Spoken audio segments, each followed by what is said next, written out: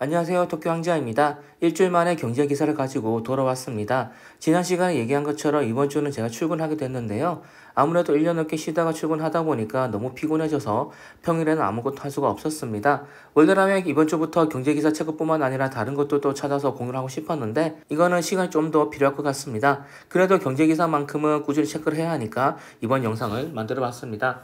이번 시간에는 에코프로 숏과 롱 얘기, 신규 상장 주식의 가격 상승 제한이 400%를 인상한 것들에 대해서 얘기를 한번 해보겠습니다. 먼저 시장 상황부터 살펴보겠습니다. 코스피가 2,500을 돌파를 해서 2,600에 도전하고 있습니다. 비트코인은 일주일 새에 8% 넘게 올라서 3만 달러 돌파해줬고요. 아직 온전한 반등장, 대세 상승장이라 하기에는 이를 수 있겠지만 이대로 쭉 올라버려도 이상할 게 없는 분위기로 보이기는 하는 겁니다.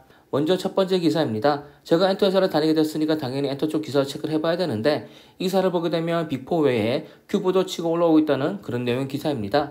아이돌에 대해서 잘 알지는 못하지만 여자 아이들이라는 그룹이 작년에 핫했다는 것 정도는 알고 있었습니다. 그 덕인지 올해 큐브엔터의 주가는 엄청나게 올라졌고요. 그래서 기사에서는 큐브에서 후속 그룹도 계속해서 데뷔를 시킬 예정이라는 그런 내용이 담겨 있습니다. 그렇지만 저는 좀 회의적으로 보게 되는 겁니다.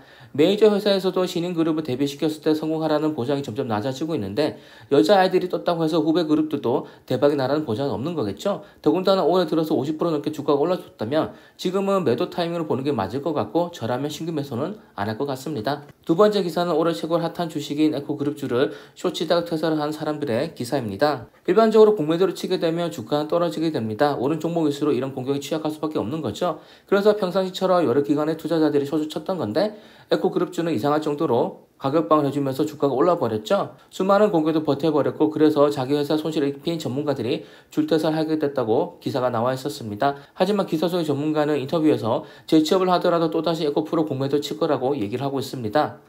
에코프로의 주가를 보게 되면 20년도 대비해서 올해 주가는 고점 기준에서 100배 넘게 상승을 해줬고요. 올해 상승분만 놓고 봐도 고점을 보면 7배가 상승했었습니다. 2차전지 쪽이 유망한 테마인 것도 맞고 에코그룹 주식들이 좋은 주식인 건 맞지만 하지만 이 정도로 폭등한 상황은 저는 아니라고 보고 있습니다. 기업의 가치보다도 지금 가격이 너무 올라와 있다고 보는 게 적절한 판단이겠죠. 에코그룹이 쭉쭉 성장을 해서 몇 년 뒤에 주가여야 할 금액에 지금 미리 도달했다고 보면 되는 가격인 것 같습니다. 저는 집값도 장기 우상향한다고 보고는 있습니다. 하지만 지나치게 단기 급등을 하게 되면 몇 년 뒤를 보고 버티는 게 아니라 거품 가격에 팔고 나와서 저점이 다시 줍는 게 안전한 방법이겠죠. 그렇지만 21년도까지 부동산 폭등장에 사람들은 어떻게 대처를 했습니까? 그때라도 집을 사라고 난리였었고 그래서 도저히 이 가격을 받아들여서는 안 되는 지역에다 높은 가격에 매수를 한 사람들도 생겨나 버렸죠. 저는 지금 에코그룹주를 보면 21년도 부동산 시장이 생각이 나고 있습니다. 이미 보유를 해서 수익권이라면 모르겠지만 신규 진입을 하기에는 너무 위험한 상황이고요. 더군다나 공매도 세력이 계속해서 공격을 하고 있는데 이걸 팬덤으로 어깨 걸고 방어하자 이런 식으로 나오는 상황에서는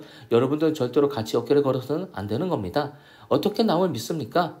이런 식으로 얘기해놓고 다른 사람 통수 취급하면 그때 가서는 어떻게 하실 겁니까? 그러니까 여러분들께서는 부디 안전하게 접근하시기 바랍니다. 연준 의사를 공개됐는데 연준 내 전문가들은 연말에 경기 침체 올 것으로 보고 있다고 합니다. 만약 여러분이 창업을 고민하고 있다면 올해는 창업해서는 안 된다는 얘기가 되는 거겠죠. 예를 들어서 관광이 살아날 것 같다. 그러면 나는 관광회사 하나 차려보자는 이런 식으로 접근했다가는 경기 침체를 만났을 때 고생하게 된다는 얘기입니다. 바꿔 말하면 경기 침체가 와서 경기를 심하게 타는 분야 회사들이 빌빌거린다면 그때 저렴한 비용으로 해당 분야에 시장 진입을 하는 게 맞는 거겠죠. 올해 6월부터 신규 상장 종목의 주가 상한폭이 최대 400%까지 올라간다는 기사입니다. 경쟁이 엄청 심한 종목에 공모주 청약하려고 큰돈을 넣게 돼도 그런 경우는 배부된 수량이 적긴 하지만 대신에 따상이나 따상상을 노려볼 수가 있었습니다. 그런데 가격 제한폭이 대폭 늘어났다는 것은 이제 좀 더 공모주 청약에 신경 써볼 시기에 왔다는 얘기겠죠. 물론 반대되는 상황도 생길 수가 있으니까 공모주 청약을 하려면 최소 경쟁률이 몇백 대 1이 되는 정도로 인기가 많은 종목들만 건드려야 될 것 같습니다. 작년에 LG 엔솔처럼 한 주라도 배정받으면 그런 상장날에 400% 제한폭까지 올라줬을 때 팔아주게 되면 꽤 재미를 볼 수 있겠죠. 지인 중에도 코인 사기에 당한 사람이 있습니다. 그 사람은 아직도 자기가 산 코인이 사기 코인인지 모르고 있더라고요. 그저 자기는 운이 나빴다고 생각을 하고 있습니다. 저는 제 유튜브 채널에서 사기 코인을 만든 사람들 수법도 공개를 한 적이 있습니다. 지금 쓰고 있는 책에서도 해당 내용을 담아뒀고요. 아마 제 채널을 보시는 분들이라면 사기를 당하지 않겠지만 혹시나 찝찝하시면 제가 올렸던 사기 수법 영상 한 번이라도 보시면 좋을 것 같습니다. 대기업에서 투자한 코인인데 사라는 이런 사기에 저는 왜 속는지 모르겠습니다. 그러니까 사기 피해자들은 왜 자기에게 남들이 극비 대박 정보를 알려줄 거라고 믿었는지 또 그게 진실할 걸 믿었는지 저는 조금 의문이 드는 겁니다.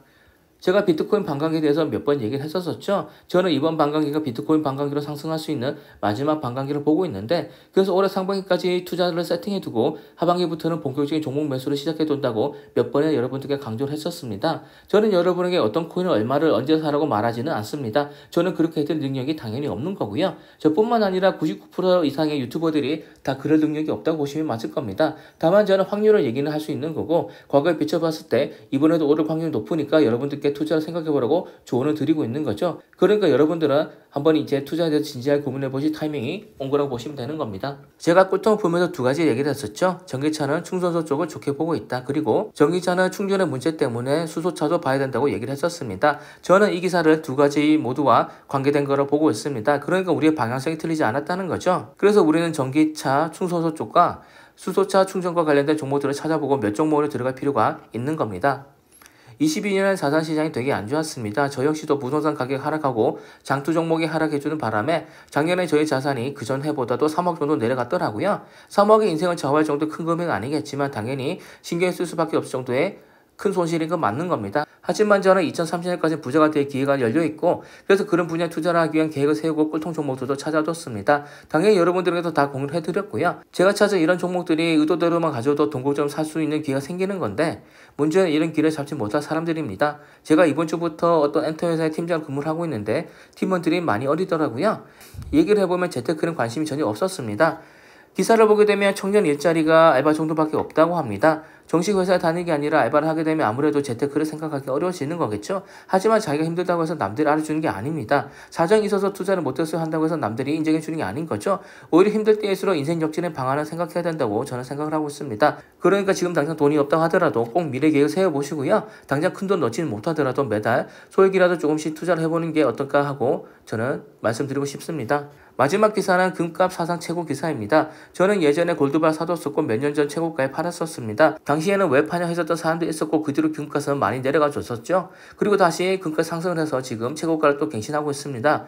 경제기사 쓰는 사람들의 문제점은 반등일 때는 기사를 쓰지 않는다는 겁니다. 물론 최고가, 최저가 이런 타이틀이 있어야 클릭이 많을 테니까 이해는 가는 거지만 투자를 하는 입장에서는 최고가라는 기사를 보거나 투자를 하게 되면 타이밍이 이미 지났으니까 의미가 없는 거죠. 오히려 이런 기사에 혹해서 사람들이 있을 텐데 저는 그런 사람들이 손실을 볼 게 뻔하기 때문에 조금 안쓰럽습니다. 그러면 이것으로 이번 주에도 경제 기사를 10개 챙겨봤고요. 다음 주에도 좋은 기사를 가지고 찾아오겠습니다. 감사합니다.